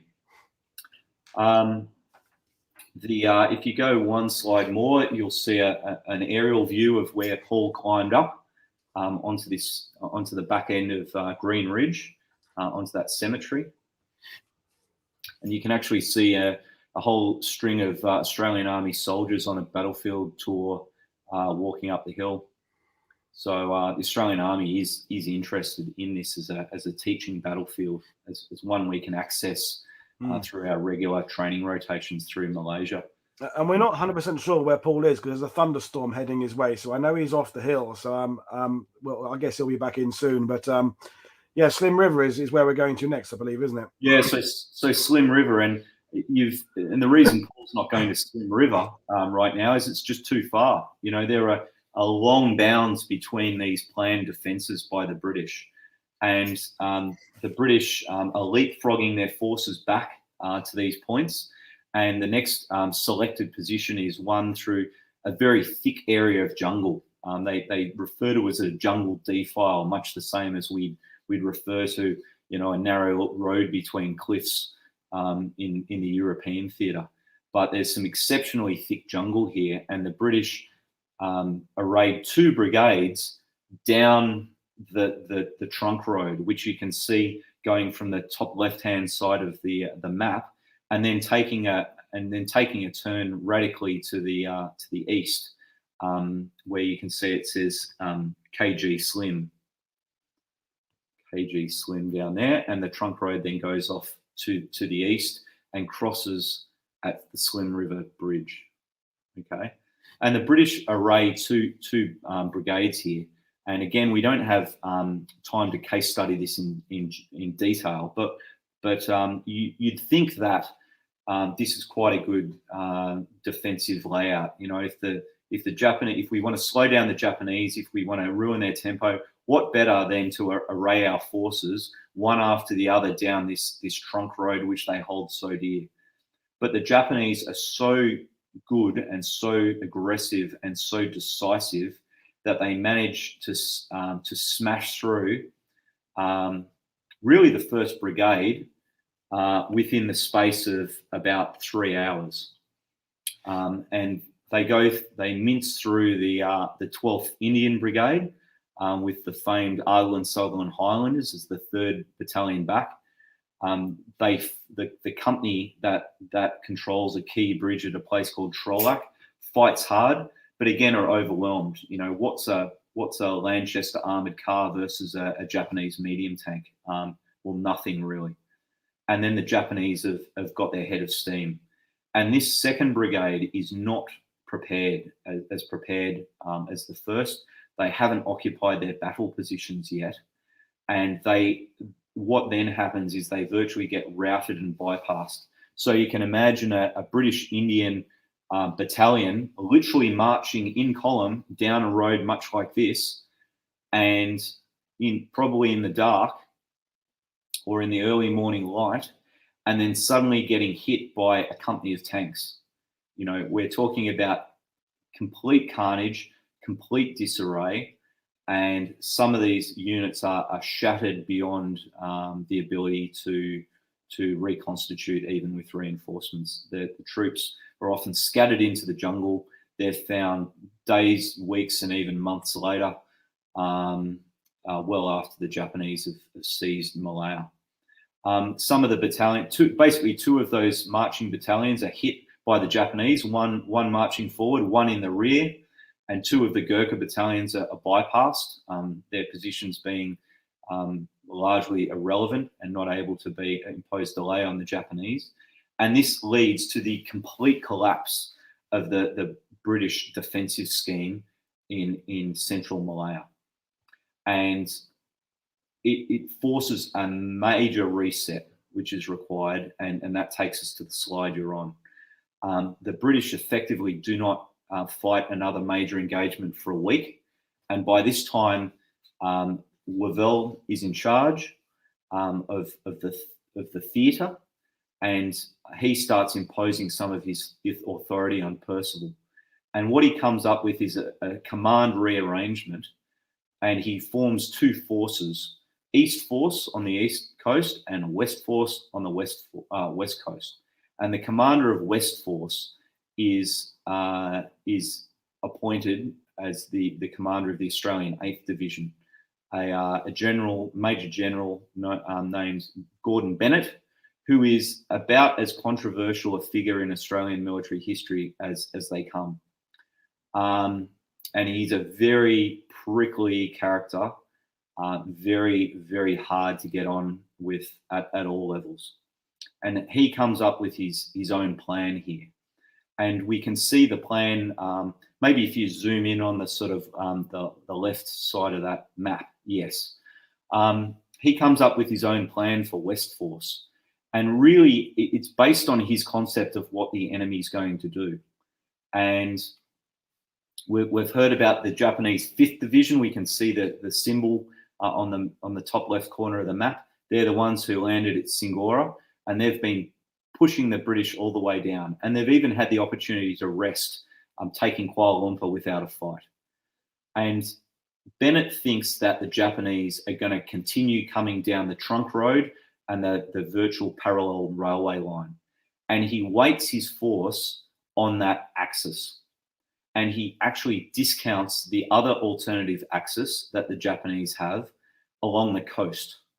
So in effect, he puts an entire division consisting of 2 Indian brigades and an Australian brigade up there at Gemas and Segamat. And he puts a British, brand new, fresh, highly inexperienced British Indian brigade, the 45th, down on the Muar River line. There's an extremely large river there, which provides a defensive obstacle. But so he's weighted the defence, and that is weighted as well on the basis of some non-existent intelligence. And what's actually happened in the meantime is that the Japanese have reinforced with another division. So the Imperial Guards Division has now entered Malaya, and it is now thrusting down that coastal flank. And this scheme of defence is shown by the operations we're going to go to as wholly inadequate, and leads to the eventual collapse of Malaya. So the first engagement of this is extremely famous and highly celebrated within the Australian Army. And it's known usually as the ambush at Gemas, but more accurately, it's on the Gemenche River. And what happens is that the forward Australian battalion, the 2nd 30th Battalion,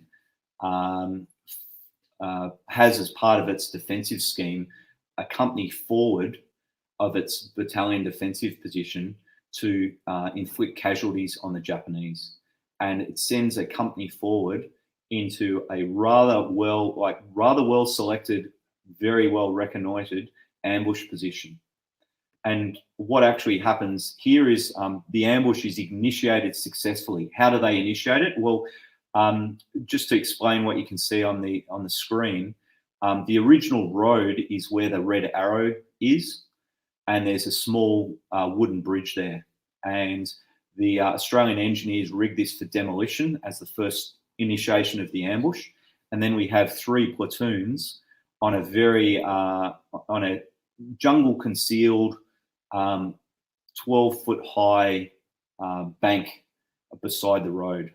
And you've got the 3rd platoon on the end of the road in a kind of curious position with some of the sections on the opposite side of the road, which is not conventional Australian doctrine in this day and age. And the ambush is initiated extremely successfully. You can see the painting here that is at our magnificent Australian War Memorial, which is one of the best war museums in the world. And I'd encourage anyone to try and get there. And a very famous picture of the carnage which the ambush imposed on the Japanese. And again, we saw the Japanese high-risk maneuver, emphasizing tempo. They basically rode down here, rode down this road on bikes, shoulder to shoulder, and straight into the ambush area, ambush initiated, and they were just cut to pieces. But again, here, we're going to see where a highly successful tactical action was not converted into an operational success. So what happened here? The big shortfall of the ambush is that the Japanese scouts in advance of this bike convoy cut the communications wires back to battalion headquarters and the gun battery. And so the guns never fired and never imposed attrition on the Japanese following to the rear of that ambush site on the other side of the river. And we can see another aerial view of the ambush site here. There's now a monument in place, and most of the Australian forces were in the on the right hand side of that track. You can see leading off to the top of the monument. So because the guns didn't fire, the company managed to escape pretty well, being pursued by the Japanese, who were very aggressive in regaining the initiative. And then the Japanese engineers came up, and within 6 hours, they'd reconstituted the bridge. And by the very next morning, the Japanese had amassed a tank force to continue down the trunk road.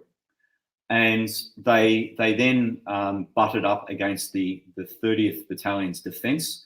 You can see here part of the defence with concrete roadblocks, and the defence also controversially involved some 25-pounder guns in the front line, firing direct at the Japanese, which was, as it turned out, highly effective. The Japanese attacked this defensive position all day and were actually repelled in most cases. One of the companies reeled back, but occupied a new position. But again, by the end of the day, and we're starting to see this a little too frequently, the battalion commander wanted to withdraw. So he was meant to impose 3 days of delay on the enemy. He lost his nerve. He probably felt he wasn't being supported by the rest of the brigade, counterattacking the Japanese as was part of Bennett's aggressive new plan. And he was given permission to withdraw. And that withdrawal was not done particularly well, because they lost much of their heavy equipment. They lost all but one of the guns. They lost some Vickers guns.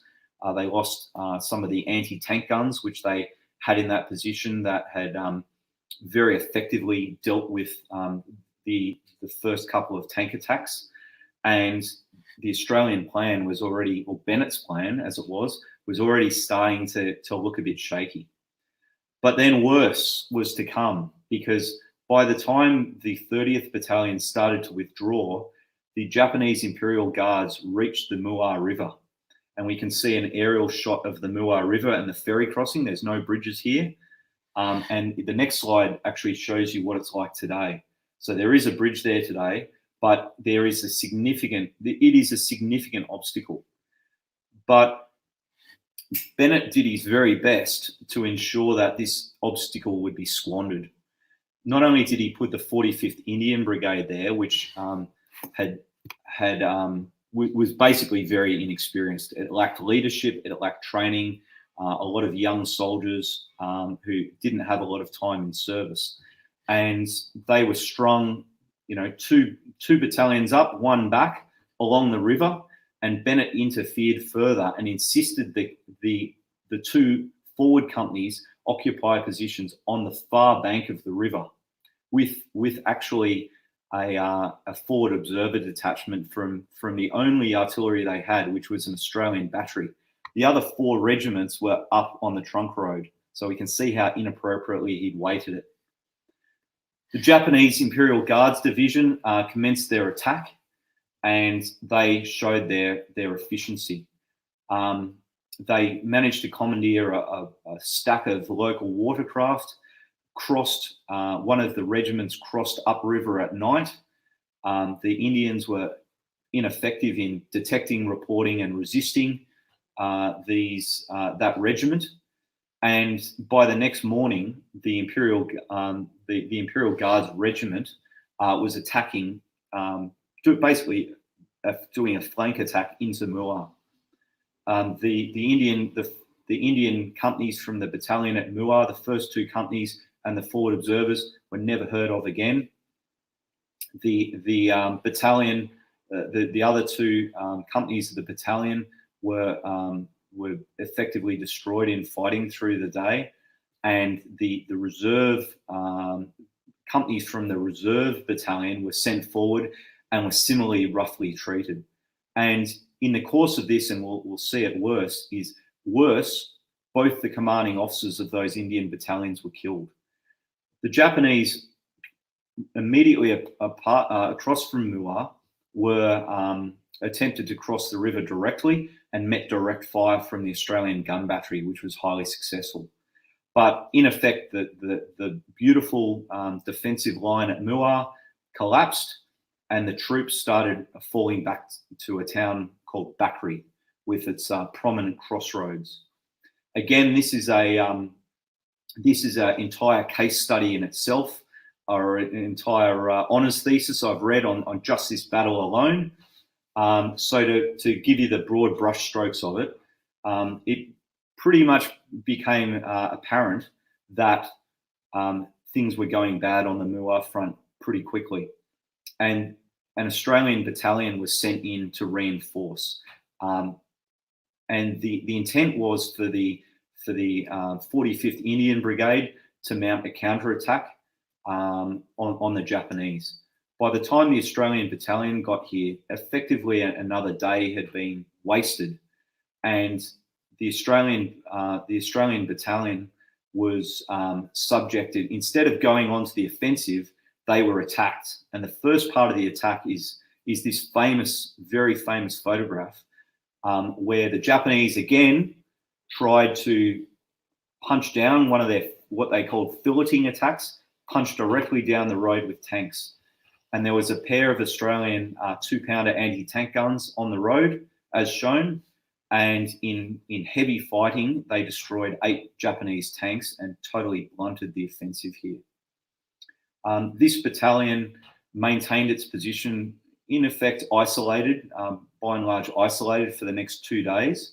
And just further to the rear, about 2,000 metres at the Bakri crossroads, another Australian battalion and the remnants of the 45th Indian Brigade formed a defence around the crossroads. They were, in actual fact, waiting for the 3rd Indian Battalion, which had been up the Muar River, to rejoin cross country, and then the plan was then to conduct a withdrawal. And Ernest has put a comment on the screen about these anti-tank guns, which is a famous aspect of this battle. by this time, things had gone very badly. The second 19th Australian Battalion had reached the crossroads, commanded by a bloke by the name of Lieutenant Colonel Charles Anderson, Military Cross. He had won the Military Cross fighting in British East Africa as a member of the King's African Rifles, and he had immigrated to Australia in the 1930s with his Australian wife.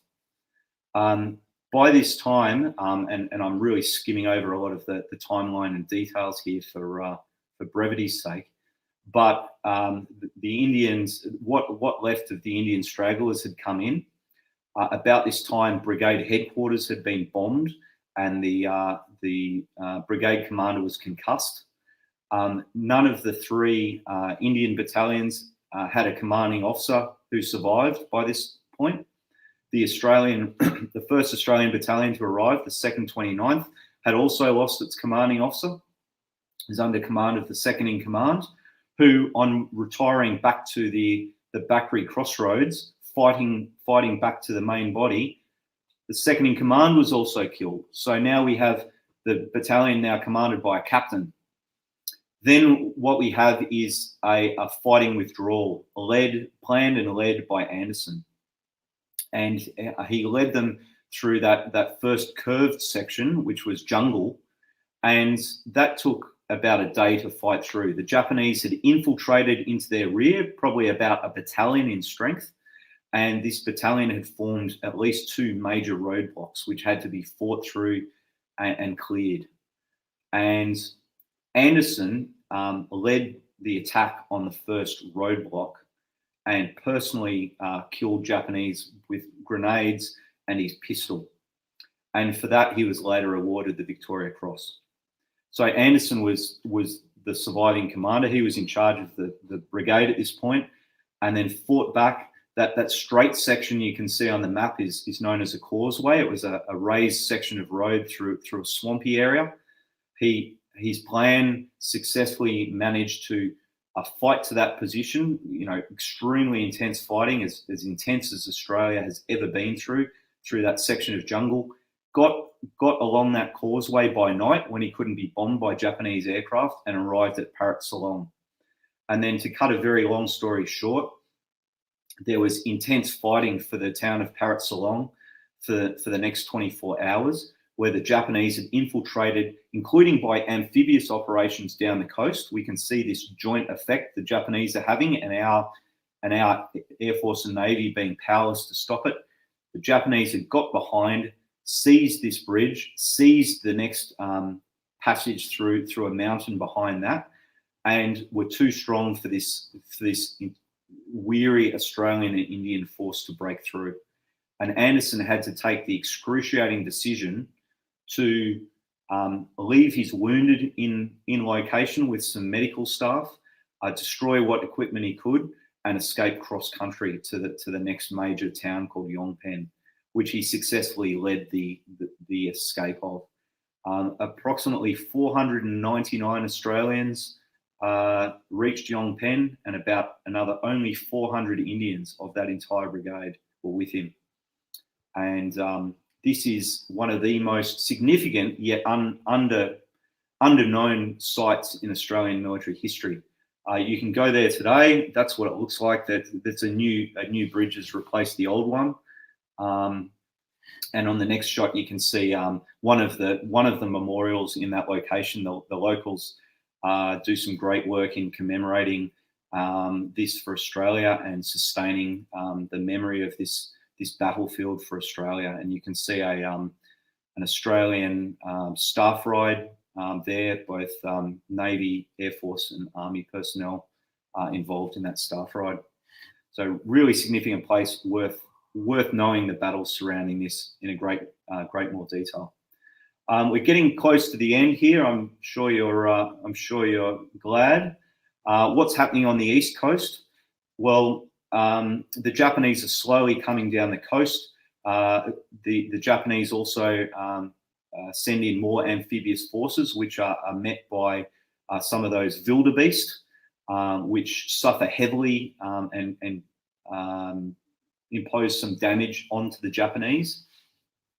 The Australians' main defensive position, and extremely well sighted and prepared, is on a town called Mer Sing. And this photograph's taken from a hill just to the rear of a river. So just an ideal position to command the battle, control your artillery, and that ground, which is obviously more urbanized than it was in the day. The ground in the distance was an artillery shooting gallery, and the Australians managed to impose significant casualties on the Japanese attempting to cross that river and come down with all sorts of ruses and that sort of thing. So a very, very successful battle, tactical battle, unable to sway the course of events, because the East Coast is intimately connected with the disasters occurring on the West Coast. Falling back from this point, the East Coast forces, one of the Australian battalions, is permitted to conduct an ambush. And this is, as opposed to the ambush at the Gemenche River, this is a full battalion ambush. And it's quite an interesting ambush to study in terms of the layout of the ambush site and the ambitiousness of it. Without going into, again, huge detail, the Japanese came into the ambush. The companies were arrayed ready for them. You can see in the photographs to the right the exact same ground. So where and they didn't occupy some key terrain. So we might be able to identify it on the map, but on the ground here, just to the right upper of those sheds or warehouses, you've got a hill, and the Australians didn't occupy that hill, and the Japanese managed to gain a foothold on that and eventually use it to overwhelm the Australians in the ambush site, who, like in all ambushes, conducted a planned withdrawal. But in effect, a company was separated and lost during that ambush.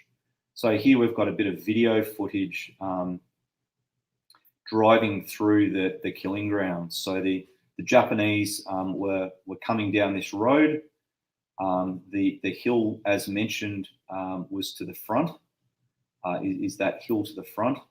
And we're really just going to continue down through what is quite a long ambush area, a long killing ground. And quite a good operation from the Australians. A little bit to be desired in terms of the layout and the lost company, but it does show the Australians were keen to get to grips with the Japanese. They understood their high tempo tactics and how to take advantage of that, and they were unafraid to operate in the jungle and apply tactics that are usually seen as jungle tactics, such as ambushing, but also things like patrolling, and also other maneuvers such as counterattacks, particularly at Bakri, but also at the battalion defence at Gemas. We can see that the Australians are highly effective in hand-to-hand combat with the Japanese. Generally speaking, if an Australian company met a Japanese company or even larger in hand-to-hand combat, they would overcome them quite decisively in bayonet fighting, which goes against some of the more common conceptions of the Allied forces in Malaysia.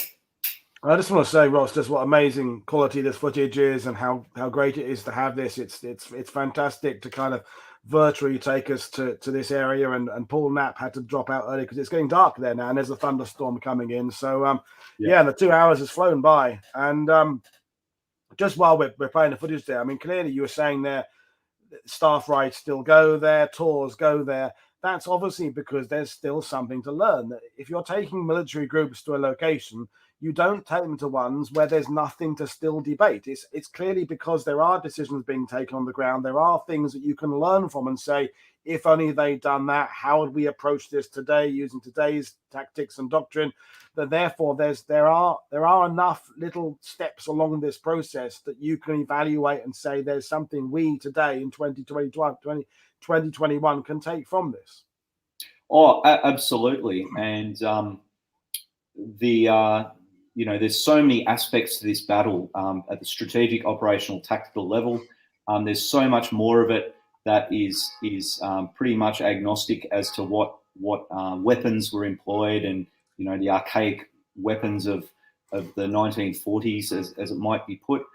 You can look at so many different aspects of doctrine, training, particularly command decision making, and prominently also. And there's a very good podcast series on by the Principles of War podcast. An Australian officer does that, and he really talks about this in terms of it being a maneuverist campaign. So if you want to study maneuver warfare, which is a key doctrinal idea in the Western militaries today, there are a few better campaigns to study, unfortunately, from the Japanese side than the Malayan Campaign. And I might cover off on those points. We've only got 2 slides to go, but effectively there's some good little engagements in the next week.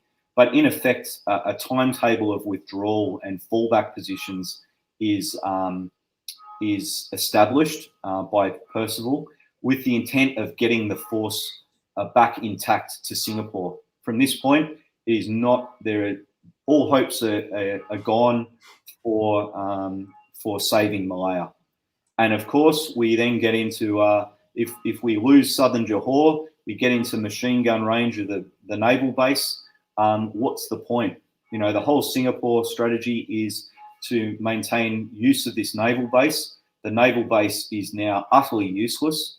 In a few short days, it will be destroyed to prevent its use by the Japanese.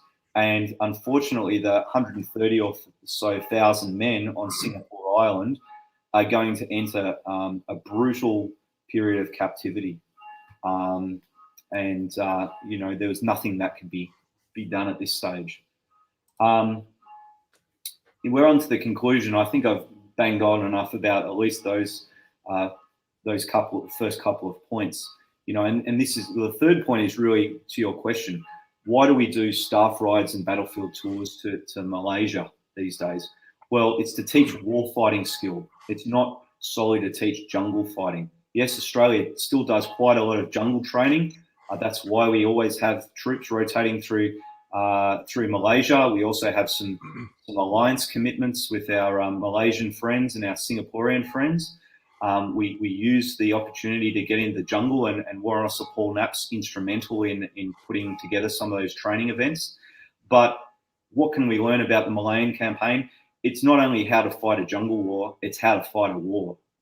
And, if we look in for a brief second into the what ifs of military history, then, what could have turned the tide? And I tend to say that, you can say, maybe the British could have done this at Jitra or Kampar or Muar or whatever. But sometimes what you're asking very inexperienced troops to do are some of the most difficult tactical maneuvers possible. We're talking about brigade relief in place. We're talking about turning a rout into an orderly withdrawal and then a hasty defense. We're talking about matching an enemy combined arms attack with air support against a footborne infantry with 2-towed anti-tank guns. Some of what we're asking these troops to do is difficult. Even Operation Matador, highly ambitious, get a couple of Indian brigades to march quickly, invade another country, establish defences on a beachhead within a few short hours of an enemy division arriving. Now, these are tough sort of things. I'm not sure we even practice enough today. You know, but you look at the flip side. Okay, maybe we couldn't have rescued the situation, but did we make it worse? Was it worse than it needed to be? Did Malaya fall quicker than it should have? Well, almost invariably, yes. Yeah. There's some big decisions balked at. There are some poor decisions. There are some real errors made, and the Japanese managed to mitigate any errors they make or contain the errors into tactical defeats, and they managed to take massive advantage, particularly at places like Slim River. And you know, you can read more of Brian's book if you want to know about the mistakes and the risk taking that turned into outright gambles prior to December 41, and he covers that particularly well in his book, you know, Defense and Fall of Singapore. You know, just the utter textbook on this battle. And then really and as I indicated, some of the consequences of defeat were dire and long lasting, not only for the poor soldiers who were put into brutal captivity in places like Changi, the Thai-Burma Railway, Borneo, the death ships heading to places like Japan. Australians captured here, well, British Commonwealth troops captured here were actually witnessed the nuclear bombings of Japan because they are prisoners working there. The Sandakan Death March, all of these things flowed on from the soldiers. But it also had dire implications for the British Empire post-war. It also had was a huge impetus to independence movements and independence in a range of countries throughout Southeast Asia, which in the event today we would say were positive, you know, with great functioning democracies in places like Malaysia and Indonesia. But that has followed after considerable periods of turmoil, communist insurrection, and the like, of which we know many wars since. And then my final point is really back to your question, is that there are lasting lessons here for modern day soldiers, and it's a campaign that can be profitably studied from here on. This is worth mentioning, Ross, as well, because, you know, I've dealt with various groups in the USA, military staff rides in Britain and things, and sometimes there are battlefields that they used to visit for many, many years that now they're not visiting because they no longer feel that the lessons they could take from them 30 years ago are relevant to where the military is going today, and so they're moving away. But it seems this one, because it's basic principles of fighting, is it, which haven't changed. Okay, the technology has changed, the types of weapons and systems and aircraft has changed, but this basic operational level of war hasn't changed. So therefore, a campaign like Malaya, seems to me, is perfect to go and study from that point of view. Yeah, and I used to address the Australian Army's Combat Officers Advanced course on this, where all the budding majors to command infantry companies and armored squadrons and artillery batteries, etc., would have to go. And there's a big re-emphasis in Western militaries against what we call near-peer competitors, and I would say, well, the Japanese, were they near peer or even better than peer level competitors in a number of circumstances? And if you want to fight near peer competitors, you have to deal with things like, what if you're in the Priority 5 theatre? What if you've only just got your Bren guns last month? What if your artillery troops have only recently got the 25-pounder, they're not proficient with it? What if you meet an enemy, like the disorientation we see, the shock effect? You know, what if the British and Indians were subject to the shock effect of tanks in Slim River? What if we were subject to nuclear, biological, chemical attack? Do you think our own troops would suffer shock? You know, these are things that Western militaries are starting to realise they've not been exposed to in Afghanistan and Iraq. And if you want to know about what happens if your troops are disoriented, if you get overrun, if you are subject to shock, if you become disoriented or your communications are poor or jammed, then you've got to study other theatres. You can't rely on your recent experience. And Malaya is one amongst a number of good campaigns to study for that. And the fact that it was a defeat shouldn't deter us from using that learning opportunity. Absolutely. And I think on that note, we will bring things to an end. And I just, it's been the 2 hours have absolutely flown past. And I hope the viewers, both watching live and those that will catch up on when the time suits them, will understand what a kind of a PhD level presentation that you and the guys have delivered today, because this is really amazing stuff we're bringing people there. This isn't a 5-minute animated, here's what happened in this battle, here's where a few people got killed, here's a monument. This is really in-depth stuff that has really taken this apart. And I know, of course, you could analyze any one of these actions to a greater level. We could set that up. We could say, let's take one of these actions and hone in on it and focus more at the company platoon level. And I'm sure we could get that going. And so it's been absolutely amazing having you guys on. And people have already requested get these guys back. Said well, it was Pat in Northern Ireland to get these guys back. So it's been great stuff, Ross. And I had to keep muting myself when I was coughing because my cold is coming back in with a vengeance now. But been brilliant stuff. So I'm just going to remind people what we've got coming up later. I'll come back and say goodbye to you in a second. So, folks, this was the first of a double bill of shows we're bringing at you today. The next one is the usual time of 7 p.m. UK, where Robert Lyman, who is a prolific author, his new book about the Far East has just come out, or is about to come out now.